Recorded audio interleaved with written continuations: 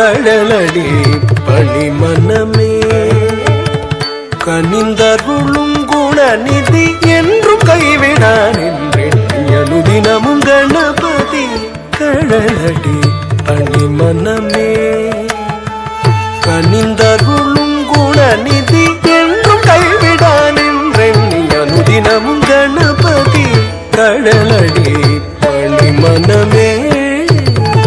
கனிந்தருளும் குணநிதி என்றும் கைவிடான் என்றெண்ணி அனுதினமும் கணபதி